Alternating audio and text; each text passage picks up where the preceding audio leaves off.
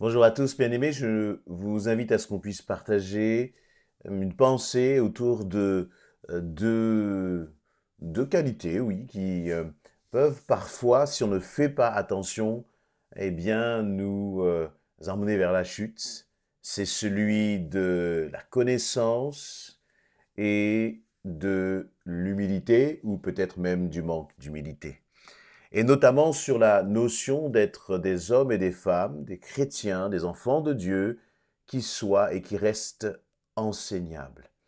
Je vous partage une lecture, donc dans Acte 18 à partir du verset 24, où il nous est dit ceci: un juif nommé Apollos, originaire d'Alexandrie, était arrivé à Éphèse.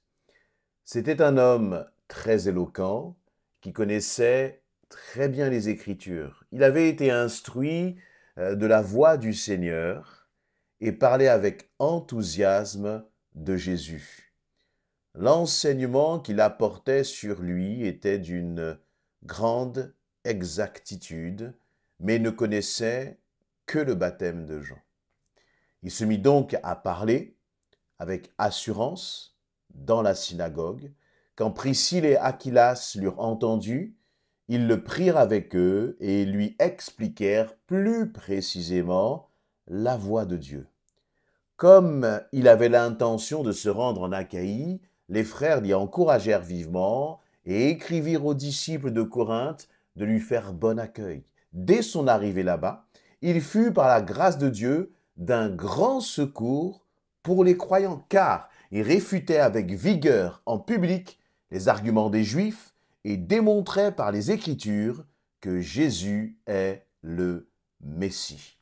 Voilà donc dans ces quelques lignes, il nous est parlé de cet homme, Apollos, un disciple euh, qui aimait le Seigneur, qui servait le Seigneur et qui était équipé d'un certain nombre de dons et de talents. Il nous dit là dans le verset 24 que c'était un homme très éloquent.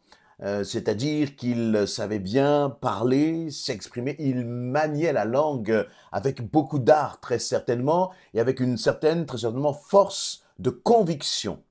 Non seulement cela, mais en plus, il connaissait très bien les Écritures. Lorsqu'il nous est parlé là des Écritures, finalement, il ne nous est pas parlé de la Bible telle que nous la lisons. Non, il nous est, parce que la Bible n'était pas encore totalement écrite, il nous est parlé là notamment de l'Ancien Testament, l'Ancienne Alliance.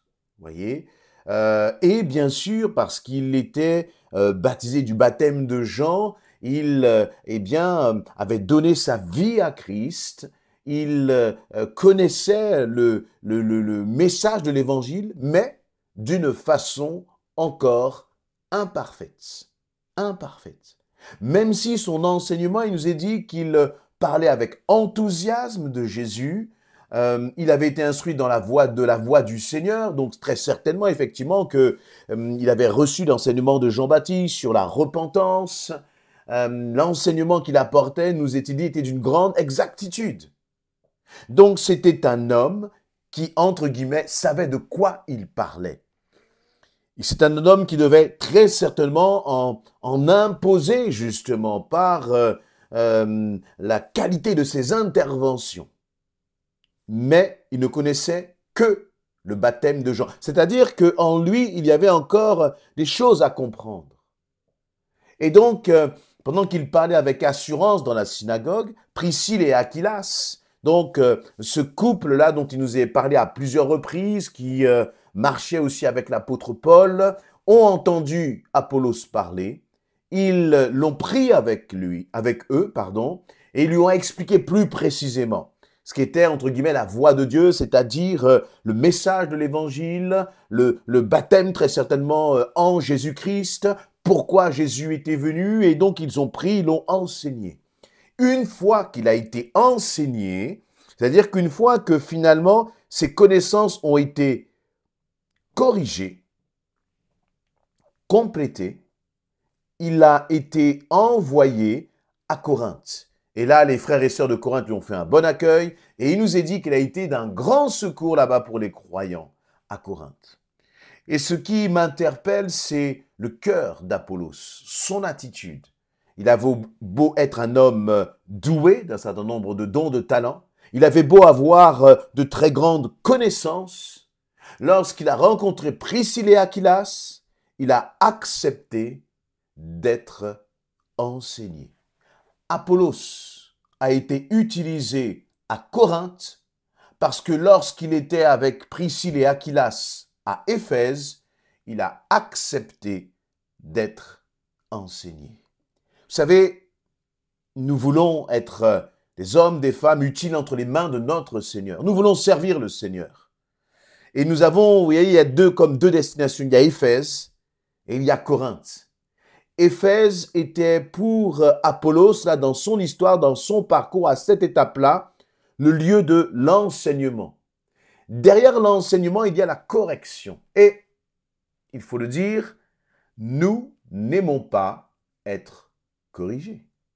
Parce que être corrigé, ce n'est pas toujours évident. Pour être corrigé, il faut reconnaître nos erreurs. Il faut reconnaître que peut-être sur certains points, nous nous sommes trompés. Il faut reconnaître que nous avons besoin des autres peut-être aussi pour être éclaircis, pour être éclairés, pardon, pour être corrigés sur certains points. Il faut être ouvert à entendre ce que l'autre dit. Et ça, ce n'est pas toujours facile, pas toujours évident. Surtout lorsqu'on est, excusez-moi l'expression, mais bourré de talent et de dons. Lorsqu'on est peut-être quelqu'un qui peut impressionner par la qualité de ses interventions. Tu connais peut-être ta Bible par cœur, tu es capable de citer une cinquantaine de versets comme ça sur le bout des doigts avec la référence en long, en large et en travers. Ok, mais ce qui compte, c'est es-tu encore enseignable? Es-tu capable de recevoir parfois quelques corrections, entre guillemets? C'est-à-dire quelqu'un qui va te dire, un frère, une sœur qui va te dire, là, je crois qu'il y a peut-être une erreur dans ta façon de voir. Là, peut-être que tu te trompes. Et finalement, c'est exactement ce qu'ont fait Priscille et Aquilas auprès d'Apollos. Parce qu'il ne connaissait que le baptême de Jean. Mais pour lui, il connaissait tout. Vous savez, parfois, on a l'impression de bien connaître, de bien maîtriser. Et si on n'est pas suffisamment à l'écoute, si on n'est pas suffisamment enseignable, eh bien, on peut traîner pendant des années et des années, presque comme des fausses doctrines, ou parfois être arc-bouté sur une position doctrinale. Mais il se peut que sur certains points, il y a peut-être plusieurs façons de voir qui ne s'opposent pas forcément. Ça peut être aussi dans ton église, un frère, une sœur, une autre façon de voir. Est-ce que c'est vraiment un problème? Est-ce que ça doit être l'objet d'un conflit? Et ce qui est intéressant, c'est que ce n'est pas l'apôtre Pierre, Jacques, Matthieu ou je ne sais qui d'autre, vous voyez, parmi ceux qui étaient les disciples de Jésus, qui ont appelé Apollos pour lui dire, Apollos, il faut qu'on te parle, il faut qu'on corrige certaines choses. Alors très certainement, il se serait dit, mais compte tenu, moi, de mes connaissances, parce qu'il nous est dit quand même qu'il apportait un enseignement avec une très grande exactitude, il aurait pu dire, écoutez, moi, je prêche, je partage l'évangile. Lorsque je parle aux frères et aux sœurs, ils sont interpellés parce que je le fais avec une très grande exactitude. Donc les seuls qui peuvent me parler, c'est Pierre, Jacques, Jean ou les apôtres. Mais vous là, Priscille et Aquilas, qui êtes-vous? Êtes-vous plus doué que moi pour pouvoir m'apprendre? Non, ce n'a pas du tout été l'attitude d'Apollos. Je crois que Apollos était plutôt un homme qui avait faim et soif de la parole de Dieu, faim et soif de la vérité, faim et soif finalement de la connaissance biblique. Mais pour avoir cette faim et cette soif, il faut pouvoir recevoir, être capable de recevoir des autres, être corrigé par les autres, être enseigné par les autres. Et vous comprenez bien que finalement, l'attitude de cœur qu'il y a derrière tout cela, c'est l'humilité. L'humilité. Accepter. Parfois sur certains enseignements, certaines façons de penser, certaines façons de voir, je me suis trompé. je suis prêt à entendre. Je suis prêt à être enseigné. Parce que ce qui compte au final, ce n'est pas moi, ce n'est pas nous. Mais c'est ta vérité, que ta vérité soit semée dans mon cœur, Seigneur. Et c'est cela qui est important. Je peux vous partager, par exemple, ce que j'ai vécu il y a quelques années de cela, quand, par la grâce de Dieu, j'avais eu l'occasion de travailler aux États-Unis. J'arrive dans une église, et dans cette église, au moment de la Sainte Seine, eh bien, tout le monde se lève. Et tout le monde, quasiment, participe à la Sainte Seine. Et même les petits-enfants. C'était une église évangélique. Évangélique, pentecôtiste. Et donc, je suis là, je regarde et je suis totalement surpris. Parce que notre pratique que nous avons dans nos églises et que avec lequel eh bien, je suis pleinement convaincu, c'est que ceux qui participent à la Sainte Seine sont ceux qui sont passés par les eaux du baptême, par immersion. Ceux qui ont signifié, témoigné publiquement qu'ils ont donné leur vie à Christ. Et là, je me retrouve dans cette église où on se sent bien, on sent la présence de Dieu. Et au moment de la Sainte Seine, tout le monde se lève. Et je me pose une question, je me dis, mais comment se fait-il que tout le monde se lève? Ces enfants sont-ils passés par les eaux du baptême? C'est étonnant. Première réunion, je me tais, je ne dis rien. Deuxième réunion, même chose. Alors là, je vais voir à la fin le pasteur, je lui pose la question, mais comment cela se fait-il? Et il me demande, et il me dit, il n'y a aucun verset dans la Bible qui limite la prise de la Sainte Seine à ceux qui sont baptisés par immersion. Et je sais qu'en disant cela, peut-être que ça peut bousculer certains. Cela m'a bousculé. J'ai été voir dans la Bible, j'ai regardé un peu partout, et effectivement, il n'y a pas de verset qui dit cela. Mais on sait, lorsque notamment vous lisez 1 Corinthiens 11, combien la Sainte Seine est un acte sérieux, joyeux, mais sérieux, que ne peut pas le prendre à la légère. Et même l'apôtre Paul va dire que justement parce que vous le prenez sans avoir un examen de conscience profond, sérieux, sans vous juger vous-même, eh bien vous prenez comme une condamnation contre vous-même. Et on voit bien donc qu'il y a un risque, ce n'est pas tous qui peuvent le prendre. Un enfant qui a 5, 6, 7, 8, 9 ans, est-il capable de faire cette analyse pour ne pas prendre une condamnation contre lui-même? Et donc, c'est pour cela, avec beaucoup de sagesse, que nous préconisons, eh bien, la Sainte Seine pour ceux qui sont passés par les eaux du baptême. Mais ce que je vais vous expliquer dans ce que j'ai vécu là, c'est que je me suis dit, mais j'avais les convictions. Et en voyant ce qui se passait là autour de moi, ça m'a bousculé.